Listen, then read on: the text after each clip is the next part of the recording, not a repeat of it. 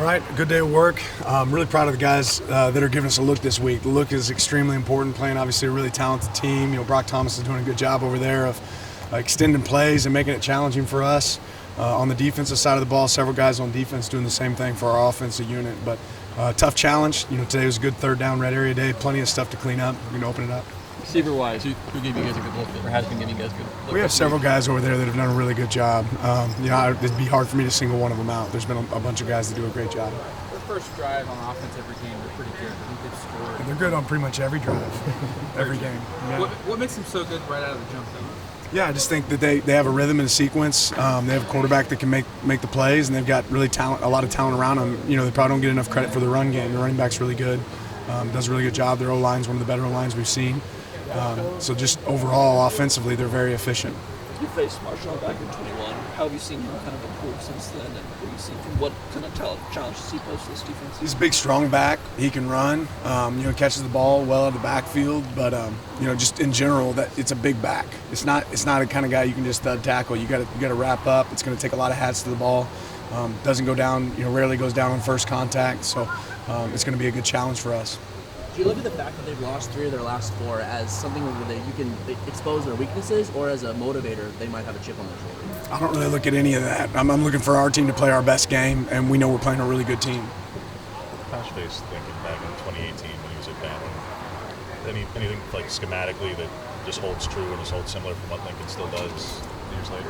No, I mean, ultimately, obviously, they're really good on offense. Lincoln's a great play caller, does a phenomenal job of scheming up plays, game to game. I think he does a good job of keeping it simple and getting to the right looks. They see you in certain looks, they take advantage of it. So, overall, this is a really good offense, as good as we'll see. Preach about penalties all season and not face an opponent who commits as many as USC does either. This game historically has always had a lot of penalties. It just seems to be a lot of emotion captured in it. What's the message to your team? Where it's a message you've had all season, but in this game it just always seems to bring out a lot of penalties in both teams. Yeah, it's the game within the game. We got to be able to stay on schedule on offense, which means you can't get penalties. And obviously defensively you can't give them new opportunities. You can't give them new first downs. So, that's definitely one of the keys to victory in this one. The goal every week, Coach, is obviously to win. You want to motivate your guys. What do you like about that process? Just trying to get those guys to buy in every week. Yeah, we have great buy-in, right? It's not a weekly thing. It starts in the off season. We talk about winning games as one Sunday through Friday. It's not really one on Saturday. So these guys work really hard, extremely hard throughout the week, and it's a player-led team. They lead that process. Where have you seen Jackson grow most as a center from week 1 to even sort of fall till now? Just overall consistency. Reps over time, are really important. He's a guy that's played all across the line for us. Obviously, this year he's played a lot at center. But he's been a guy that's, with consistency and reps, he's continued to get better and better. He's always been a powerful player. He's very athletic, at the position, and he moves bodies up front. But this one, this game will present some unique challenges for him with the front that they have. Talked a lot in the offseason about Jamal's move to linebacker. He's had 9 going into 10 games at it. What have you seen from him at that position? From the move from the safety and what he's offered to you at the second level this year? Yeah, I think it's been a great position fit for him. Ultimately our linebackers are guys that can run. They're guys that can run, but they're also very willing tacklers, physical, smart players. They get us lined up, and I'd say that's one of the pieces that's been really good for us this year, the way that we have speed at that position that can line up and make plays.